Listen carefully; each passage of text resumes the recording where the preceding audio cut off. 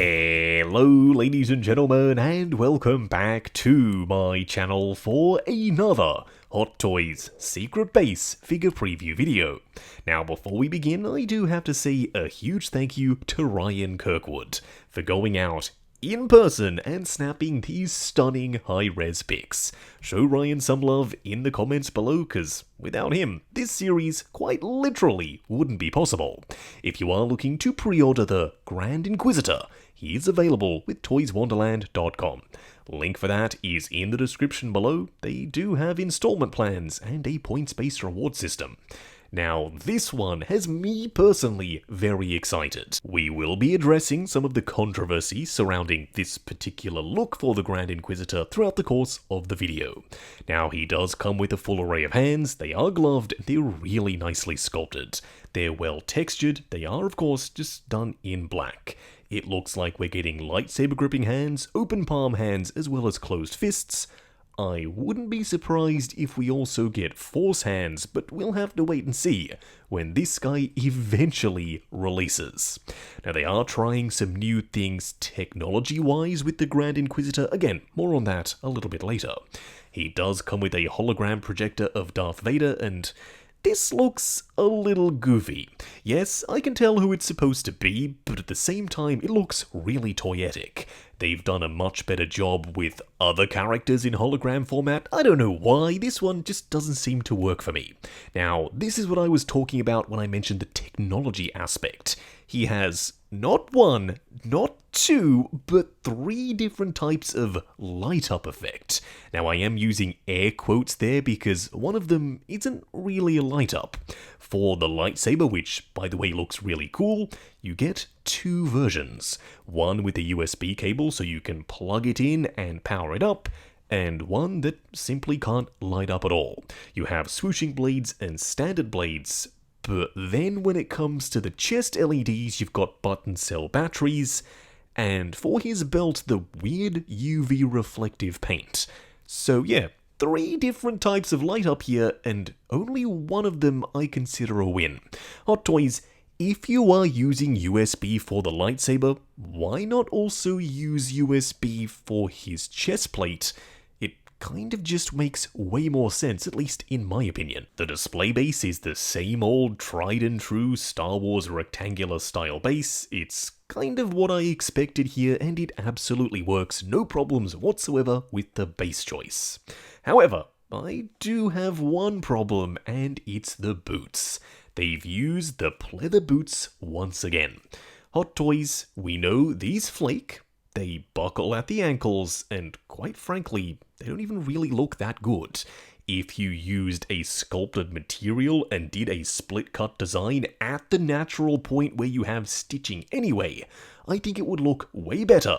It would be more durable and probably allow for more articulation as well.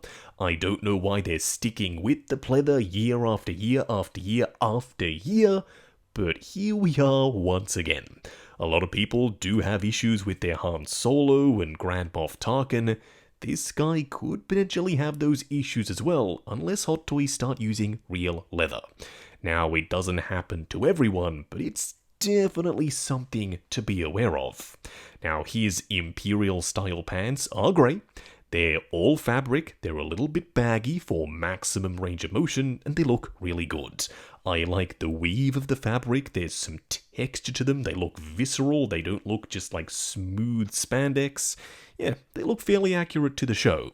He also has these armor plates on his sides, and is it just me, or can I see some layer lines there? Are those 3D printed? Now, nobody freak out. Don't worry, by no means will the final product have 3D printed pieces. It's just interesting to see how they make these prototypes, and yes, they have 3D printed some of the armor plating. His cape does look really good, it's fabric, but it is screen printed, with this red dot matrix pattern all the way down on the inside layer. It's a nice pop of color, and once again, just like the grey jumpsuit, it is accurate to the show. This is the second lightsaber hilt I was talking about earlier. It doesn't light up, it simply goes in his hand, it doesn't twirl around. That would have been a really cool thing to see, but then again, I don't really know how they would have done it. It also has the regular straight blades. If you are using the light-up saber, you'll take out these blades and plug them in, and then they will illuminate.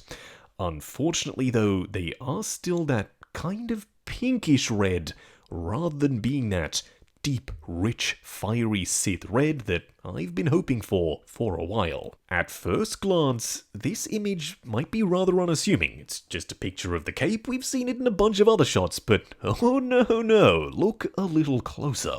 You can see that, number one, the screen printed texture is directly on the black fabric, so it's single ply, rather than it being two pieces of fabric joined together. And that now means that it isn't wired. I'm perfectly fine with that. I love a good drape cape, and from this prototype just standing here, yeah, it looks like it drapes beautifully. Now, his belt does look to be a rubbery style plastic, and this is where they're using that luminous reflective paint. Now, please weigh in down below. Does anyone actually use that paint? Does anyone shine a black light on it and get it to light up? I know that I personally never have, and I don't think I ever will. His little red line on his chest does light up with button cell batteries, if anyone cares about that, but it's well painted enough that I don't think it really needed to. It looks suitably vibrant and rich and red anyway, even without the LEDs turned on.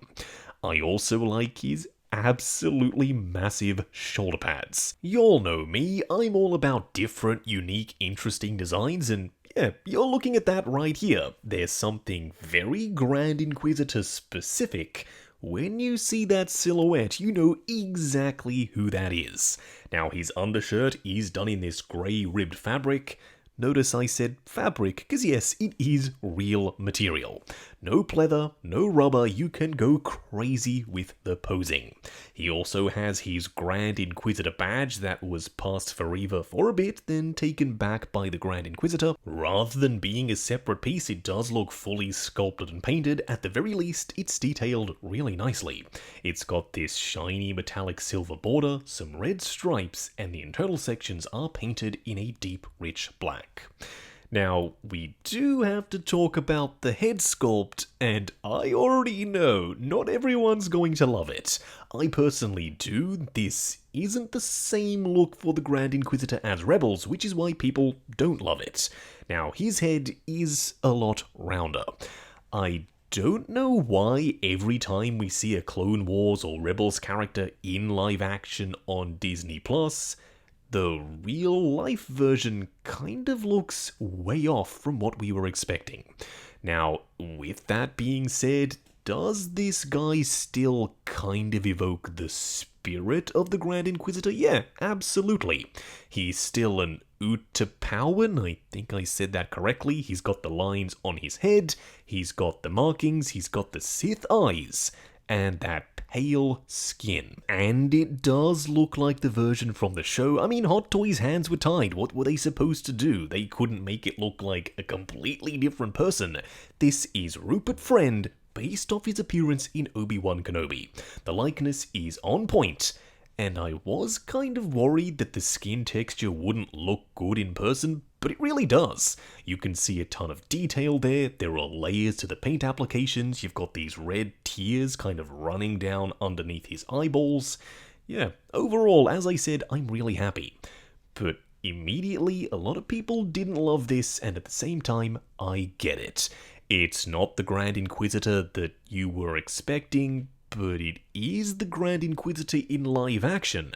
I don't mean to make excuses for Disney and Lucasfilm and by extension Hot Toys, but this is probably going to be the only Grand Inquisitor we're going to get for a while, and it's not like they're going to suddenly change the design like they did with Ahsoka's Leku, because this guy's face is kind of already burnt into our retinas. We saw him in the series.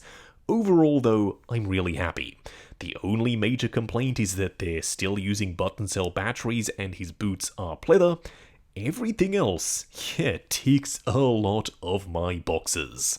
At the end of the day, I'm super happy to be having a Grand Inquisitor to pose up alongside Vader and the Moffs, Grand Moff Tarkin and Moff Gideon. You know what, that sounds like a really awful Star Wars boy band, Vader and the Moffs. Never mind, I'm just really darn happy to have more people to pose up on my Empire shelf.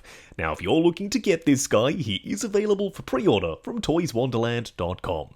Link for that is in the description below. They have 12-month installment plans and a points-based reward system. While you're down there, why not hit that subscribe, bell notification icon, and join button if you like the sound of seeing your name in the end credits of my reviews. Like, comment, and subscribe, and we'll catch you in the next video.